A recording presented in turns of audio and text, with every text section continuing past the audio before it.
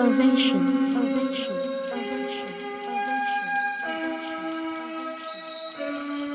I love it.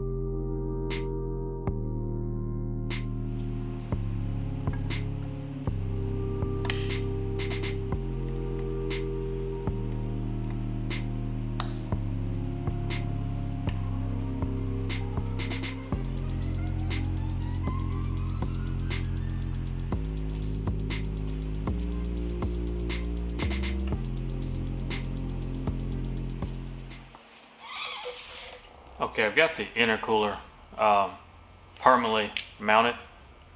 I went ahead and put the 90s on it and got it fit up to get the clearance I wanted. It's a super tight fit on the driver's side since I had to get in and dodge the oil cooler, the AC line, and the radiator, but I got it to go in there.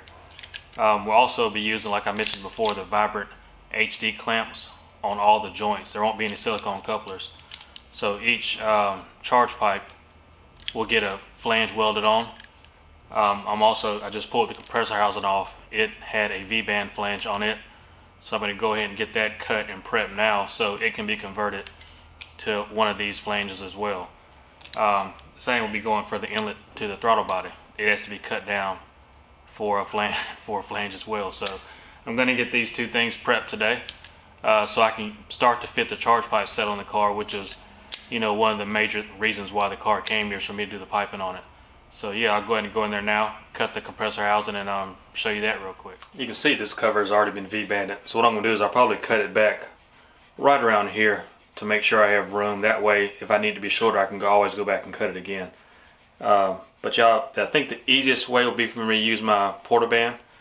So I'll go grab the porta band, put this in the vise, cut it, and go from there.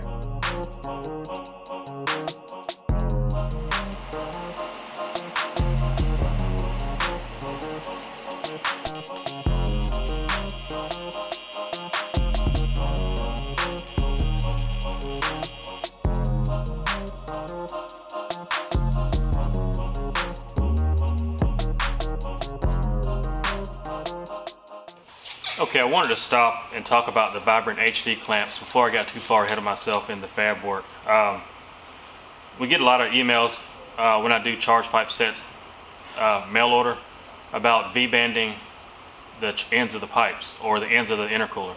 I don't do any V-banding of aluminum pieces through mail order, primarily because once you V-band, say if it's a Civic, you want the throttle body end of the pipe V-banded and the intercooler, and you do that as one fixed pipe. When you put those two clamps together, they have to butt up perfect. So you really need the car here to do that. But more so importantly is once you do that, you're basically testing the tensile strength of the setup, because any kind of vibration or shake or anything like that is going to want to break something, because there is zero give in a V-band application. Whereas with these HD clamps, the way they fit together with this clamshell is there is some tolerance or some give in the actual clamp. Let me pull this apart so you can see.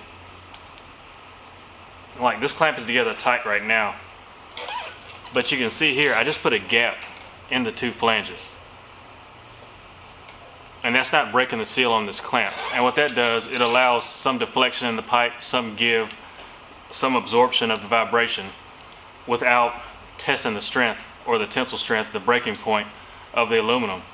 So that's a big plus with these. The only downfall is, you know, an aluminum V-band assembly may cost you $30, $40.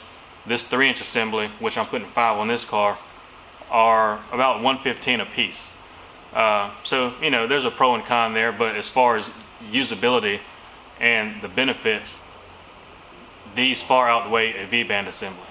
But anyway, I'm going to go ahead now and take this Grady elbow that's for this car, cut it down so that I can weld on the one flange side to that and get ready to make the cold side charge pipe for the RX7. This elbow is similar to the turbo. It's another cast piece, difference being this is much cleaner.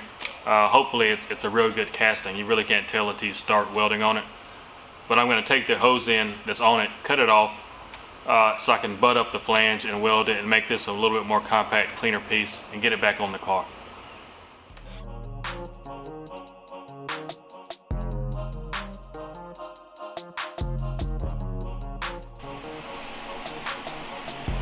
I've got all the piping fit up, ready for final welding. I actually had to redo the upper cold side pipe because I originally did this with a 90-degree bend right here at the top. But as I shut the hood, it just barely grazed the hood liner. And I know they're real particular about this car, so I went ahead and redid it, refit it with a little bit lower angle. And it's good to go. It all clears the hood now, or hood liner rather. So I'll get it all pulled off and ready for the final welding.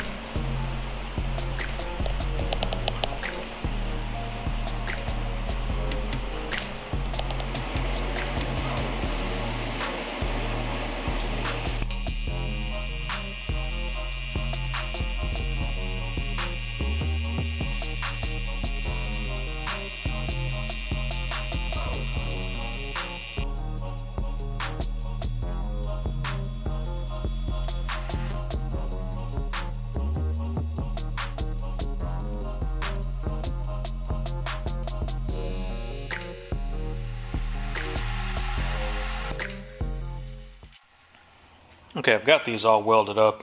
I'm about to get the O-rings put back on. These fit tight inside the collar. And I guess a perk to having these is you don't need any tools to remove and install your pipes. But something I would suggest is this O-ring lube I'll show you. It greatly simplifies fitting these together. This right here, this Rubber Pro, it allows these collars to slip on easy. Like, you see how tight they are.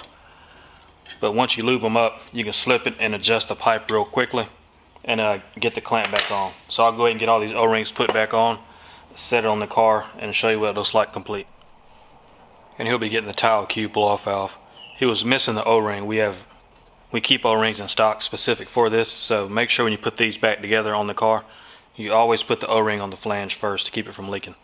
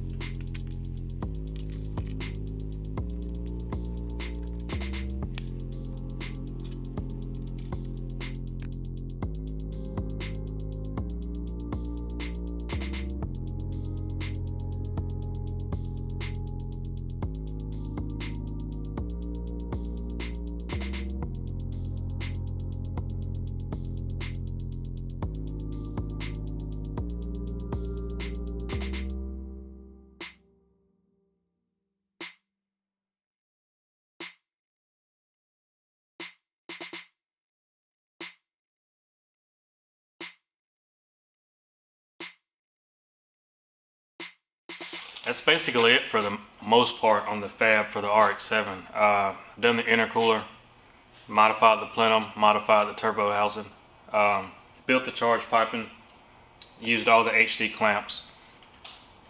They also wanted me to modify the throttle cable bracket on the intake manifold plenum.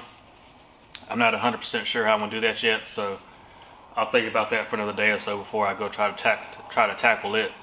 Since it is already been powder coated, you have to knock the coating off to do any kind of welding on it, and you know you want it to be done neatly. So I'll put a little bit more thought into that and get with the owner before I start that part. But yeah, for the most part, the turbo setup, cooling setup is done on the car. So I appreciate y'all checking it out. There may be a next video, which will be the intake manifold plenum, but there may not. So we'll see. But again, thanks for checking it out.